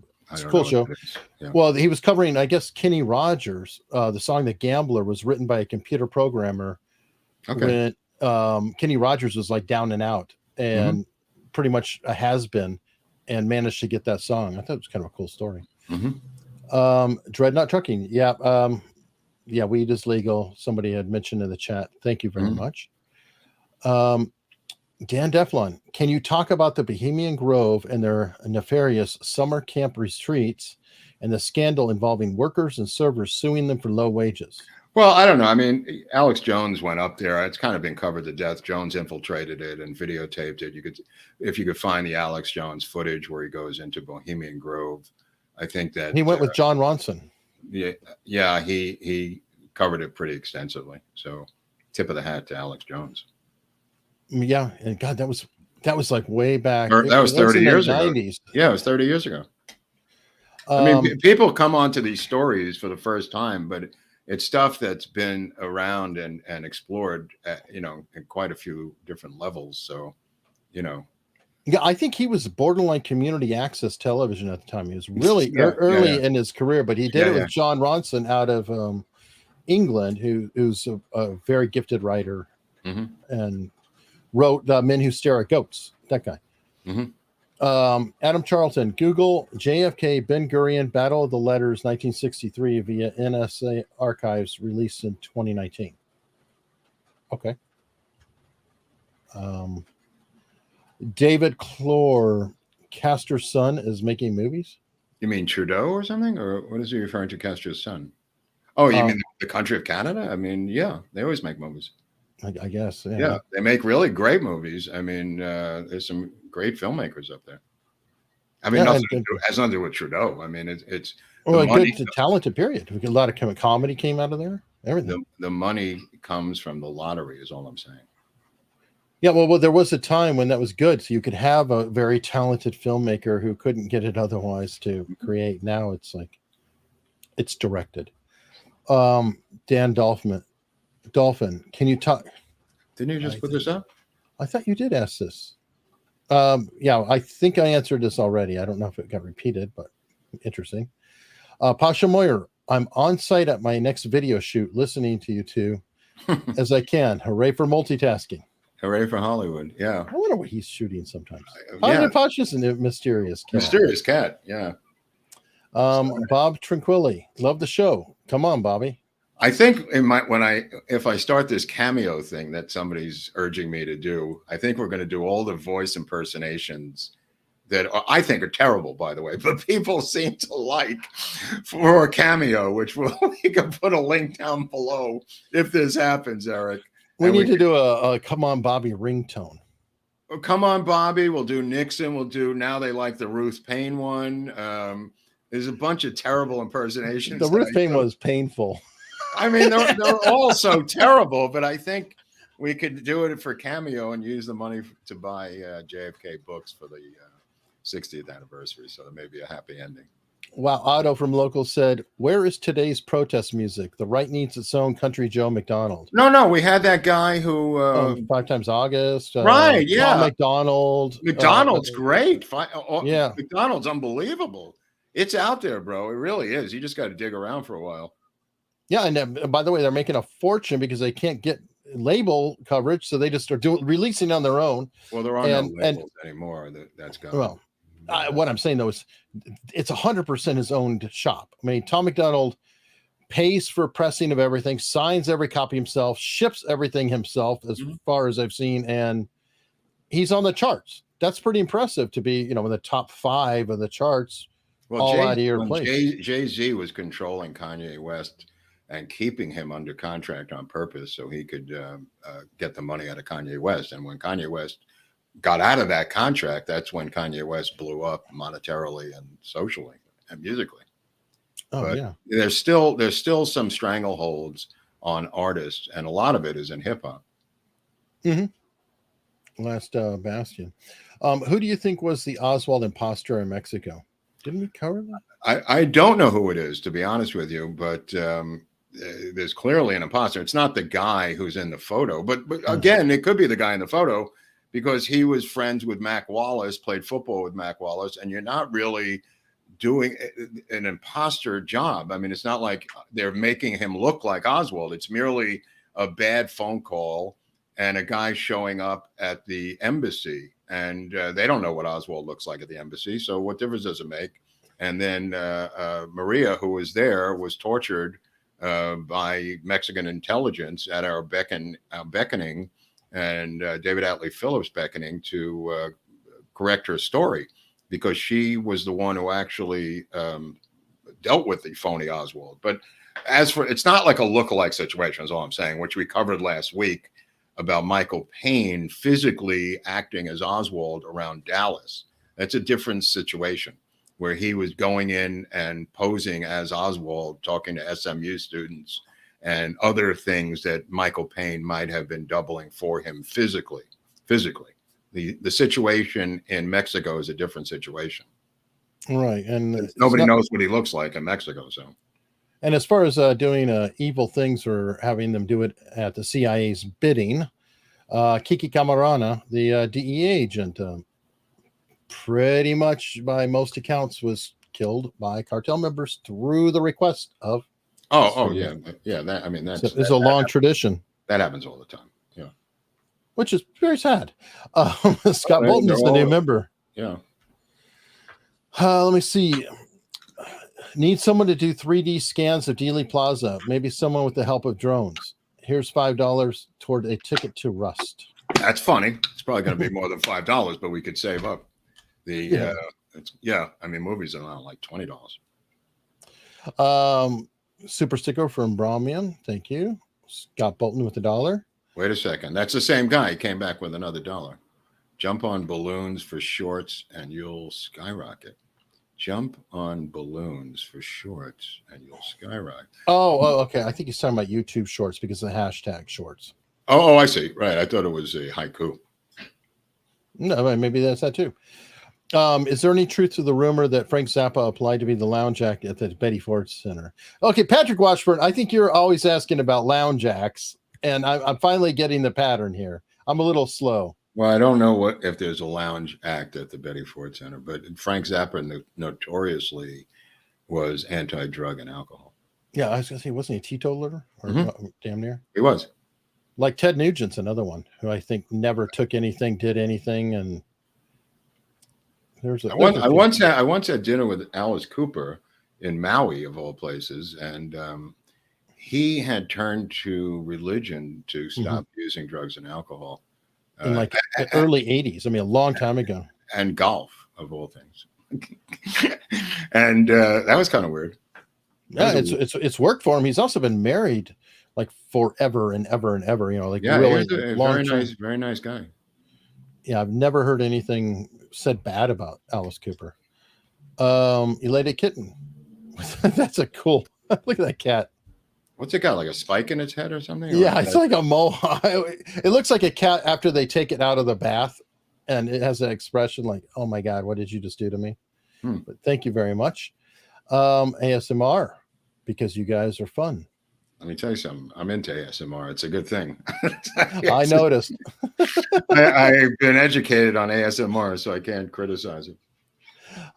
Scott Bolton, who do you think was responsible for the Tippit murder, and what did you think to Nita Clemens' statement? I'd recommend you watch the JT Tippit episode. Yeah, why don't you watch the episode? You'll get the answer there, Scott. I don't want to go into detail and ruin it for you.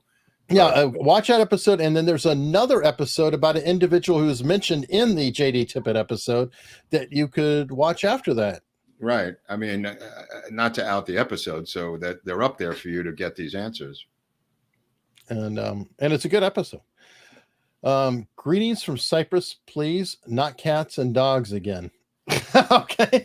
Oh yeah. I'm sorry about that. Yeah, I've never been to Cyprus, but I've been to Athens. So there seems to be some friction there. I don't really know what happened with the Turks and the Greeks. It's now they're getting along, I guess. I don't really know. I mean, Greece is so. Hold on, there's more. Crowded parking garage. How long did it take for Ruby's shot to get? How long did it get it? I don't understand. How long did it take from Ruby's shot to get Lee Harvey Oswald on a stretcher into the convenient ambulance? I don't know how convenient it was, but it was there pretty quickly from the hospital. They didn't have a doctor; they had an orderly because it was a weekend.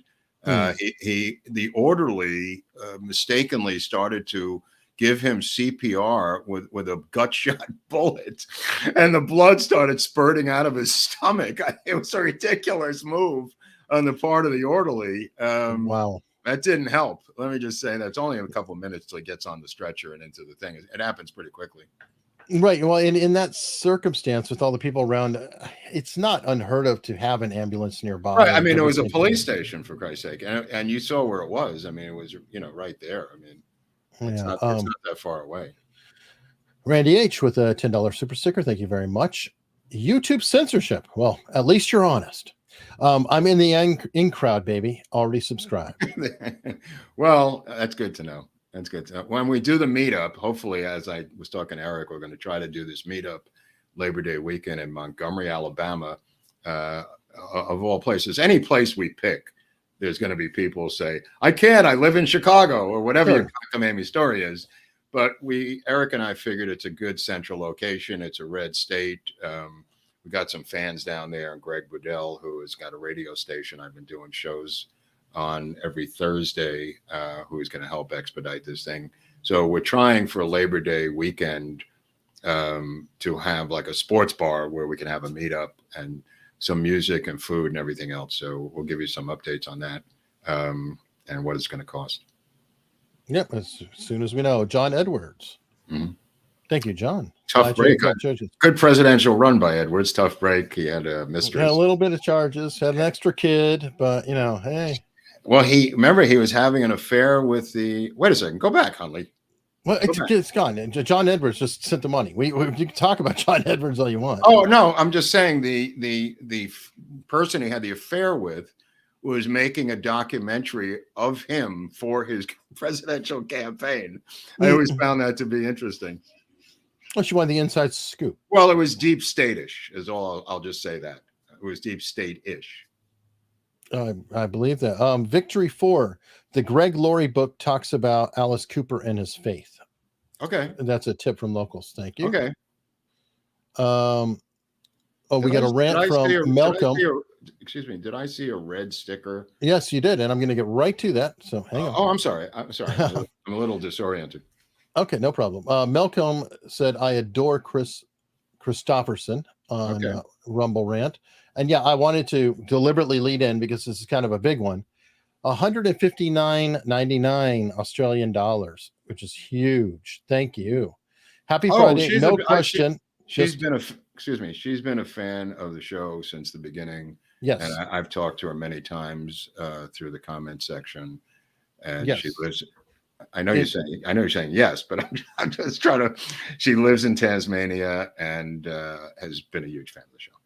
Well, I know. I was saying because I'm doing a yes, and she sent a picture of these two from Tasmania. Oh, right, yeah. Which I think is very, very cool. If I ever get to Australia, I'll try to get to Tasmania. Oh, hell yeah! Oh, that's what we want. Is the American Untold Stories Australian tour. That would be fun. Oh, that would be great. That would be great.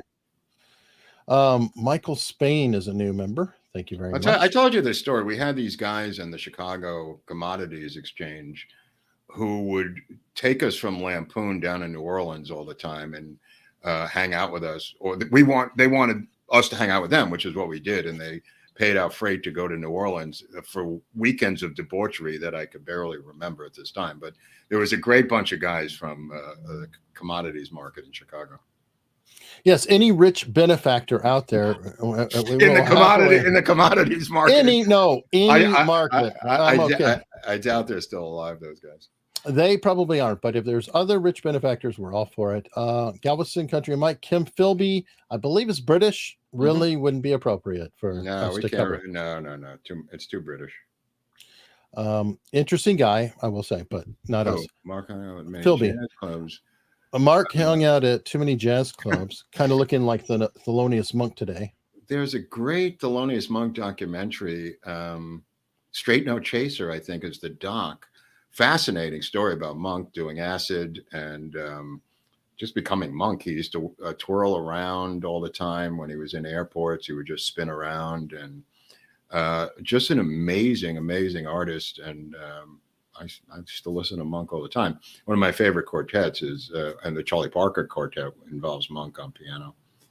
So that's something to put out there. Don't you, speaking of that, don't you have something like one of these? Oh, I forgot. Yeah, thank God. Okay. Thank you, Hunley. Today's heroes of the blues are the Cannons Jug Stompers. I get a load of these guys. The Cannons, I just want to make sure I get this right. The Cannons Jug Stompers, and I'll give you a little description of these guys. Cannon Jug Stompers were based in Ripley, Tennessee, wherever that is, and consisted of banjos, Gus Cannon, Banjo Joe, backup guitarist Ashley Thompson, and the harmonica playing Noah Lewis. Lewis, a native of Henning, Tennessee, was born in 1895, began working with Cannon around 1910. Cannon was born in Mississippi in 1883 and played professionally before the turn of the century.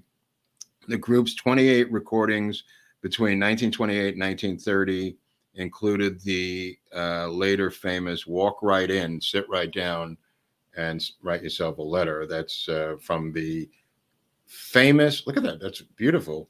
Cannons, Jugs, Stompers, today's heroes of the blues. Thanks, Eric. Yeah. John Neeson, PT boat captains had a unique view into the incompetence of the upper echelons of the military. Yeah, yeah. They're treated to much more info as captains of their own vessels. Yes, and thanks, John. utilized. That's kind of what I meant. Thank you. That says it all. Thanks for the donation, by the way. So, okay, so I just wanted to put this book of the week, this one here, written by a friend of mine out of Ireland, who is Shane O'Sullivan, Who Killed Bobby, which I highly recommend. And there's a follow-up documentary that he did that has a couple of flaws in it, as does the book. I mean, they're not perfectly factual. There are some theories in there that I don't agree with. But there's also RFK Must Die, which is the documentary by Shane O'Sullivan, the Irish author and documentary maker, which I recommend both of those for the weekend. And RFK Must Die has a couple of mistakes in it also, but about 85% accurate. Let me put it that way. Well worth watching. All right, John continues with another super chat. Similar to Truman in World War II, who was told not to fire on the enemy, or World War I, sorry, who was told not to fire on the enemy because they were in another division sector by a West Pointer. JFK did not have the starry-eyed view of the military brass. Right, I agree. That's perfectly spot on. That's kind of what I was implying by that. And that's why he was able to look at the Joint Chiefs through that lens when he was president of the United States. And they just, the famous line that he says, I think, to one of his aides, Kenny O'Donnell, and he says famously when they leave his office with another plan to hoodwink the Cubans into attacking, or us attacking American planes, he said famously, and they call us the human race, was the line to Kenny O'Donnell. Wow. But the problem is that just because he saw all that, and you know that because you've been reading all that, trust me, the military brass can be very arrogant and not realize. They just think, oh, he's a war hero. He served. He's a soldier, sailor. He knows what the hell to do, blah, blah, blah. Pasha Moyer, today I'm shooting community theater in the park. Well, thank you, Pasha. It's all 218. It's also something that Eisenhower saw, and that's why Eisenhower did the famous speech, because he saw the same thing, and he was a general in combat, and he was able to see through that crap, to come up with the military-industrial speech that he did. Oh, yeah. Excitius, where did Oswald learn Russian? Monterey Language School up in Big Sur. Monterey Language School up in Big Sur is where he learned Russian. Oddly enough, that's where Barack Obama's mother learned Russian. That's where Barack Obama's mother met his father, who was involved in a program out of Kenya. And by the way, that is one of the best language schools available. You know about this school, right? Yes, military. Yeah, it's tied to military intelligence, all of them. Right. It's top notch training. Hunley gives it 5 stars. There you go. Right. Speaking of protest music, any Crosby, Stills, Nash stories? Well, you're leaving off Dallas Taylor, of which I have a lot of stories. That would take me a long time. Dallas Taylor was the drummer of Crosby, Stills, Nash and Young, and Dallas and I were pretty close. Oh, well, cool. So there's quite a few stories about Dallas. I mean, he sued them a number of times and just kept suing them, and they would pay him off, going, "No more lawsuits, Dallas." And he'd go, "No, this is it. It's all over." And then he'd sue them a couple of years later. Nice. Al Gonzalez, I was in Dallas for the 50th anniversary, and the city had Dealey Plaza in lockdown. Do you think we will see the same for the 60th? Yeah. Very possible. So. Yeah. Very possible. Yeah, I think so. For safety concerns, too much of a problem. They do not like outsiders coming there to stand around and look like the great unwashed that show up at these things. What you say, Mark, are you familiar with Leroy Blevin's research that the fatal headshot came from a window in the store shelter behind Abraham Zapruder, not behind the fence? Thinks these guys were the three tramps. I don't know what to make of that. I don't know what store shelter is behind Abraham Zapruder. What's a store shelter? Did you see a storage shelter? Storage shelter? Did you see that? when we were there, Eric? Or No, but I don't know if it's something that can be torn down. I have no idea. the three tramps have been identified in 1996 by a husband and wife reporting team for the Houston Chronicle. I suggest you read the book about that. And it's not a secret any longer who the three tramps were. It's just that people are stuck in 60s and 70s books and they don't stay updated, Eric. And there is additional material from the 90s, the 2000s, and even today. And the tramps were tracked down by this husband and wife team, and the story is the story. You could keep saying it's Edward Lansdale. You could keep saying it's E. Howard Hunt, but it's simply not true. I'm sorry for your loss. Irwin Schiff might be a good untold story. Love your content. Who's that? Your father? Who's Irwin Schiff?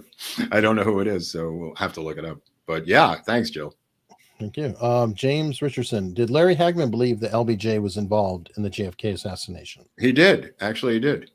And don't forget, he was in the movie JFK. He was playing a Texas oil guy. And there's some extended director's cuts. You'll see more of Larry Hagman in that movie. And he did believe that LBJ was involved. Interesting. Yep. Bob Bennett, love your show. It just proves that saying what is true is just plain funny sometimes. Well, I mean, it can be funny. I mean, truth doesn't necessarily have to be funny. I mean, but tragedy plus time can equal comedy, if that's what you're referring to. But thank you so much for the donation. That's nice, Bob. Thank you. And M. Stroh also donating 25. Thank you. M. Stroh. Like Maestro, but M. Stroh. Yeah, apparently. Bob Ruhlman, when did Oswald bring all that paper bag? I think that's sarcastic, right? Go ahead. When did Oswald bring all that paper back to Irwin to make that huge bag to put his gun in? Wouldn't Buell have seen it? Well, everybody would have seen it. The guy who sat at the table with the paper, he was the paper cutter, said he never left and nobody ever stole his paper to wrap the gun in. And he never took it home. Absolutely correct. It never comes out of the garage, doesn't go into the garage, doesn't get carried with Frazier. There's no fingerprints on it when it's recovered by Dallas police. They are up in the 6th floor making all this stuff as the investigation is going on. There's multiple photos of the sniper's nest. They arrange the boxes in different positions. We've posted the photos on Locals. The paper is cut by them. They make a cockamamie package out of it, bring it down from upstairs. It's all made, the evidence is all designed on the scene of the crime for the most part. All right. It's a great question, though, because the paper bag thing, people forget or ignore that bizarre evidence being made up. It's just a crazily obvious thing that is easily penetrable because Lenny Mae Randall and Wesley Buell Frazier's mother, when she was looking out the window of the house, said Oswald got into Frazier's car with just a sandwich in a brown paper bag. That's right. One of the commenters wrote in like this entire thesis talking about that recently. I was looking like, oh, okay. The bag has a different angle, although it didn't say that he was holding. I was like, what in the world? He had a small, remember what the lunch bag he used to have for school lunch, Eric? Yeah, No, I'm talking about the brown paper bag that the sandwich went into. So he made a sandwich, he had an apple, and he put it in a lunch bag, a brown paper lunch bag, and he folded it up at one point and put it into his coat pocket when he got into the car. We know this because Lenny Mae Randall's mother told the FBI this, and it's in an FBI form that she saw him with, no curtain rods, no giant bag, and no nothing else except this sandwich. And the same is on the other end at the Texas School Book Depository, where the manager of the loading dock said that he came in to punch in with the same situation. So they could talk about this stuff till the cows come home, but there's FBI documents that indicate otherwise. It's like a fishing story. Yeah. It was a paper bag that was about this high. Right. Now the paper bag is growing to hold a gun. The Frazier testimony, Frazier tries to reduce the size of the gun by claim, because they can't figure out how he can walk into the building with it. So they step on their own dicks repeatedly, and they try to manipulate Frazier into saying it's shorter than it was, or he may have assembled it in the building, or some other cockamamie stuff. He's waiting to shoot the president while Bonnie Ray Williams is eating his chicken sandwich lunch in the so-called sniper's nest. And now he's got to assemble the rifle before he even shoots him with a coin as a screwdriver. I mean, it's just crazy. It's crazy. Wow. Jumbo, come on, boys. Let's go for a swim. Okay. Oh, I think that's LBJ with his staff. Oh, right. Good one. Yeah. So you can see, you can mock the size of their genitals. Yeah. That's nice. That was a nice touch. He's a good guy. Bobby Bronco joined the show late, but what are your thoughts about Bobby Kennedy's recent foreign policy speech? I don't know. It's a little confusing. I mean, because he opened up his announcement that he was running by saying that the Ukrainian war was a humanitarian effort, Putin was a thug, and he violated international law when he invaded Ukraine, with no mention of the bait and switch and the toppling of the Ukrainian leader and all the other stuff that we now know as historical fact. He, for whatever reason, was proud of his son going over as a soldier of fortune, machine gunning Russians to death. And now he's taken the reverse tact, which is much more of the definition of what I think has been happening, and others, including the Duran and Barnes and everyone else. So I've heard two different things come out of his mouth, to be exact about it. All right. Scott Bolton, what does Mark think to Jim Jenkins regarding the shipping casket and it not being JFK's brain? I think you've talked about the casket a bit. But... Right. I discredit that. I think there was one casket, and I don't think there was a second casket. And I think they didn't need any brains because there were plenty of brains at Bethesda Naval Hospital and School to use. I think he's referring to this mortuary guy in Dallas. Not everyone is telling the truth. I know this is hard to believe because you saw it in The Men Who Killed Kennedy or some other documentary. Many times people are full of shit, and they're full of shit for reasons of, bar drinking or books or to be in a documentary. We're going to have Vince Palomara on, who is the leading expert on the Secret Service, and he can explain some of this. Vince has dedicated his life. He's got a new book out. We're probably going to do a show with him next week. And he's one of the original OGs of the Kennedy assassination. And there are people who just want to be famous. I know it sounds crazy. He is not the guy. Obviously, he's the real deal, Vince. But just to show the contrast between the real deal, like a Jim DiEugenio and a Vince Palomara and these guys, versus wannabes or people who are deep state operatives or others that I don't want to give oxygen to, that Eric and I have discussed previously. Not everybody who says who they are is who they are. You got to understand that. I mean, we don't have the time here to go and discredit people that are discredited. That's not our job on this show. I don't have time to give oxygen to someone and then tear them down so you can be happy with it. That's not what we're trying to do here. You got to do your own research, people. Some of these people are frauds. And I don't know about Jenkins, but I'm just saying there are people who have stories that are not true. Let me just leave it at that.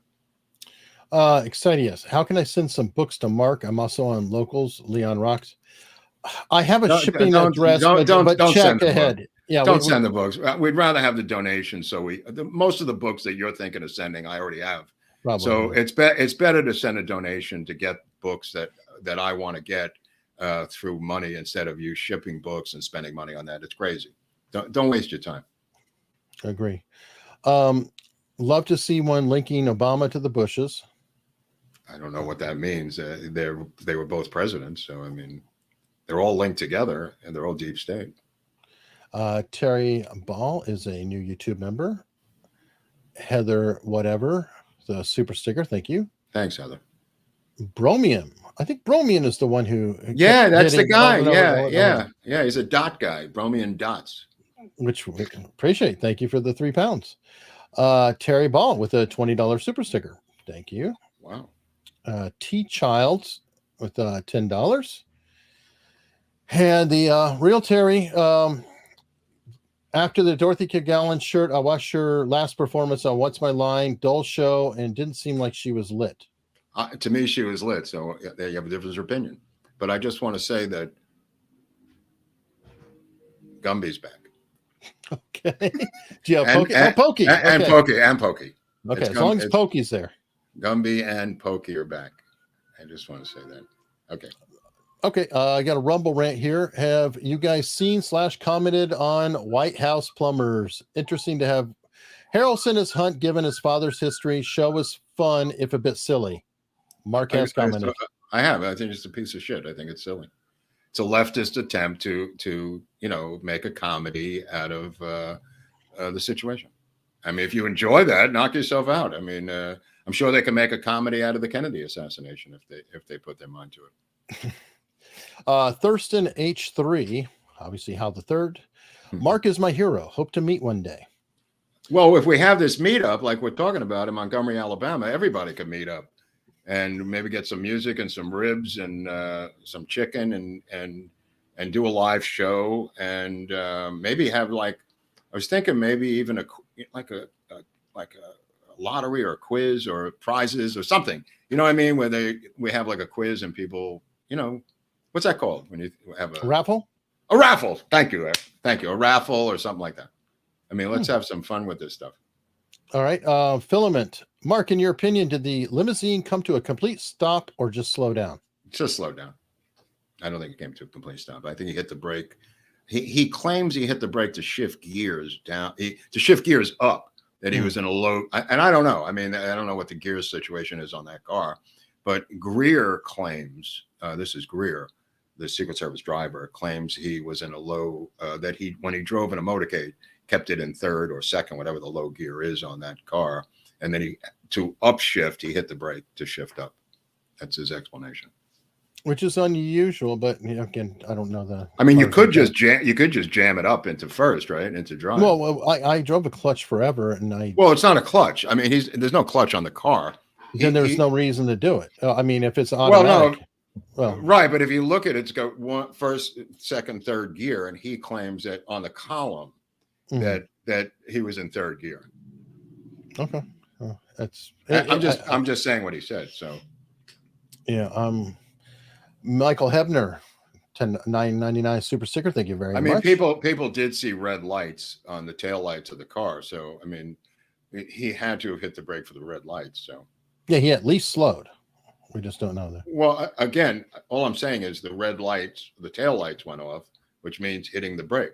Mm-hmm. Even if he tapped the brake, but he's claiming he tapped the brake to upshift. Right, which is odd. I'm just saying. It's not that odd. I've done it myself. It's not that odd. I've done it with trucks. I've done it with different vehicles. Why do you hit a brake to upshift? Because you're going to jam it otherwise. I don't know what the physical technicality of it is, but it feels like you're just going to strip it if you don't. Okay. Let's see. Concrete building behind Zapruder. In one of the 3 windows, a rifle and smoke appears when the headshot occurs.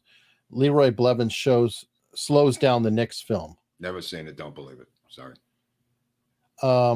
Wood hippie. People reference Obama's weird personal life, but never give details. Thoughts? I don't know. I mean, he was part of the Choom gang when he was a kid growing up in Hawaii. They were doing tons of coke, tons of weed. I mean, he went to BIC, which was a CIA front, as a summer school when he was going to Columbia. He transfers from Occidental to Columbia without the grades. He gets his tuition paid for by the Saudi government. I mean, you could go on and on. A lot of it is in the CIA family episode, Eric. Mm-hmm. Right? I mean, the CIA and the family. Right. A lot of the stuff that you're asking about is in that episode. If you want to take a look at that, there's a lot about Obama and his life and childhood and connections of CIA. Mostly his family. Whoa. Lighten up, Francis. 1 second. I just wanted to say something. His grandmother ran a CIA bank in Honolulu. And his mother, as I mentioned, went to the Monterey Language School up in Monterey that Eric was talking about, and was a field operative posing as a teacher, which is what a lot of them did back then. I don't know if they still do it, but anyway, I'm sorry. Go on, Eric. I say we do cover mostly his family. We definitely cover his mother, his father, his grandmother, more than him specifically. Mm-hmm. We do talk about him some as his childhood, but not quite as much of his whole life. in that episode. BTK, how does the radio recording from the police motorcade play into the assassination? Real or fake? No, I think it's real. I mean, it's just what you're going to take out of that, information. It's technically a problem. I don't think they faked it. I mean, the guy's, police motorcycle thing jammed, and there's sounds.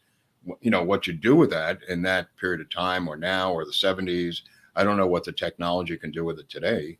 Probably more than it could in the 70s when the House Assassination Committee was looking at it. But I don't think it's fake. I just think it depends what the technology is to decipher what you're hearing. The same thing happens with the Sirhan case, where somebody left a tape recorded the sounds of the gunfire. And there was, as RFK Jr. has talked about, there were 13 shots recorded, or 12 or 13, far more than his gun held. That recording, is it fake? No, it's not. It depends how you analyze the sounds, right, Eric? Technically how you analyze those sounds. And the guy who recorded it brought it to certain top people, and they came up with a thing. I mean, even CNN covered that story about the 13 shots for the Sirhan case.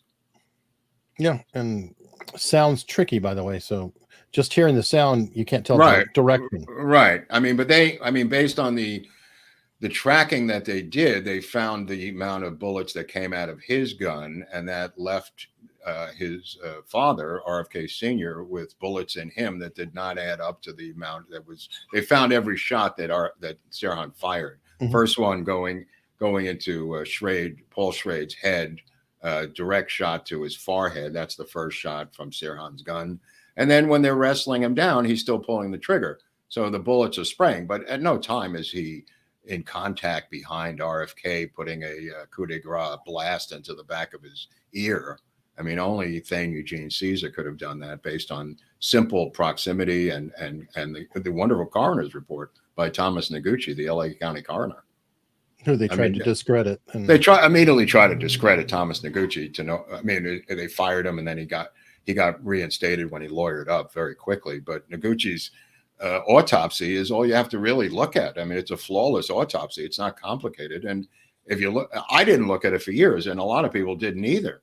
And once you start to look at the autopsy of RFK Sr., you quickly realize that only one man was in a position to do that damage, and that was the security guard with a security clearance from the defense industry, and that was Thane Eugene Caesar, who also was leading him through. And RFK even talks about that. Barnes covered it yesterday on the show. If you want to see Barnes and Viva talk about it, they give us credit for broadcasting that. All right, the real Terry, I heart Mark's Gumby. Yeah, I've had Gumby for a long time, and I'm not giving him up. There he is, Gumby and Pokey together again. Thank you. I'm Gumby, damn it. Is opera a trafficker for Hollywood's elite? Opera? Really? I don't know anything about that. That's going to be a new study. Opera. Okay, maybe they smuggle people in through the opera channels. I mean, or the opera movement. All right, Carl Burkhalter, pergola, not store shed. Oh, well, that's two different things, my friend. I mean, you're close to it, but you got to go a little further back where the fence is. I mean, the pergola is not. There's nothing there. It's wide open. I mean, you're talking about the stockade fence. Let me see. Doug Archbold, Mark, I need a script. Joe Kennedy Sr. for a movie. Well, get some AI. He's pretty well documented. I mean, it's not a bad. Joe Kennedy Sr. Okay, yeah. Machiavelli sucks to go. 4 or 5 guys looking at the 7.65 Mauser 6 inches away in the book building. It was stamped 7.65 Mauser. Okay. No, it's true. It doesn't mean that's the gun they took out of there. I mean, there were a lot of rifles in there. There was a guy which is weird. There was rifles all through the building. I mean, legitimate rifles that were stored in the building. There was a guy who worked downstairs who was a hunter. He had a bunch of rifles. The Mannlicher Carcano was in there. The Mauser was in there. The .302 British Enfield was on the roof. I mean, which could have belonged to Frazier. I mean, there's all kinds of rifles in the building. I mean, they did see the Mauser. So what? I mean, the Weitzman saw the Mauser and talked about it. Later flipped, under pressure. But all right. Well, on that note, It's Oswald time. Oh, woof, woof. Woof, woof, Hunley. And folks, you can always donate to Mark's book fund. And he even sometimes tries to help me out. Oh, you got it. Oh, very good. Thank you. I was hoping you'd get that in the mail. Thank you. That's great. Good. You should have that, Hunley, because I have one. Now you have one. Great book. Fantastic book. Might have an influence on the name of our show, too. That's where we got it from. Yeah. A little bit. Thank you, Bromian, coming in. Bromian with another deuce. Okay. No. This is last call, Hunley. If you got super chats, don't start crying because Hunley didn't read your super chat 20 minutes after the show goes off. Suck it up. Look at your accounts. This is it. Last call for super chats. I don't want to hear about it an hour later that somebody sent a super chat with a question about the history of God and we didn't answer it. Right. And you could always go to unstructured.locals.com, hang out with everybody in there. A lot of good stuff coming. I will try to make sure that I have your radio appearance posted on there for tomorrow. Know what? That's a real good one. Some of them are not so good, but the sound was good and we were really going at it. That was a great show yesterday with Greg Budell out of Montgomery, Alabama. It's a big FM radio station, and he does these mashups of the news. A very National Lampoon. He's got a recording studio there. I think that he's making all these phony news broadcasts that sound almost real, like Hunter Biden parody stuff. Very lampoonish.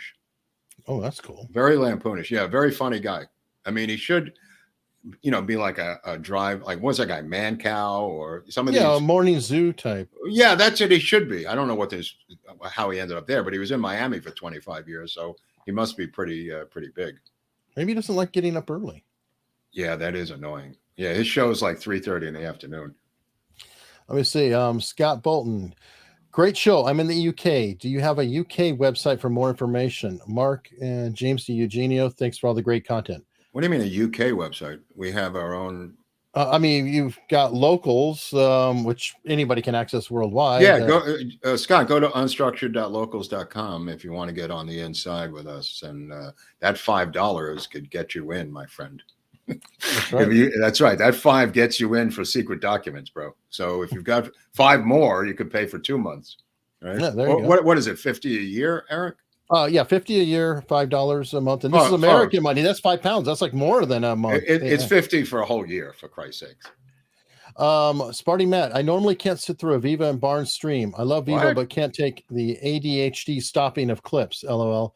I listened to the entire speech analysis. It's amazing how much your show makes sense of the historical context. Well, thank you. Right. Okay. Right. Thank you. That's what I was kind of inferring by talking about that. And on that note, so wait a sec. This is last call. This is last call. I'm not kidding. You want to order some drinks? Order them. No, I don't want to hear about it from Hunley. Tonight. Yeah, I'm grifting for cash. This is going to make or break me. What I don't want to hear about is somebody who gets miffed that they didn't get their question in. Well, you see, he has the same problem I do. The same way that I'm like, what do you want me to do? He doesn't want to hear me crying because I missed a super chat. The same way I don't want to hear people crying because Mark blocked them. Oh yeah, it's kind of sad. It's kind of sad. All right, one more. This is the last super chat. Benjamin Hamilton, watching from the beginning, but to counteract the pathetic YouTube demonetizers, here you go. Thank you. Thank you very much. I really appreciate it. Thank you. And Washburn had to do that. Wait, I got another quit. Too much. That's too funny.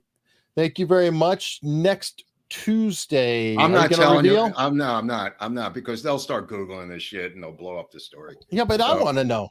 I mean, I'll tell you off camera. All right. It'll be interesting. I know you think you know everything about this, but I guarantee you don't. Throw me in again. Right. It's going to be a Hollywood show on Tuesday. I guarantee somebody's going to slip a super chat on the end, and I just can't help. There's nothing I can do about it. I give up trying.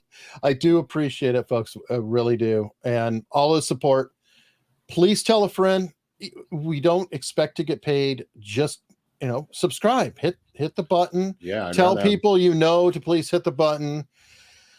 It's helping put us up on the map where we've got a couple potential interviews lined up because as we're growing, they're paying more attention. We get over the 100K. That'll help the threshold of even bigger names, sponsors, things like that. So it is free to just share the show and subscribe, and that is immensely, immensely helpful. So on that note, where's the bell? The bell went off earlier, Kiki Ray. Yeah, we did the bell. Can't keep doing the bell. And we will see you. I'll have a grill stream tomorrow, and then Tuesday is our next show. All right. So That's something. That's worth it. Yep.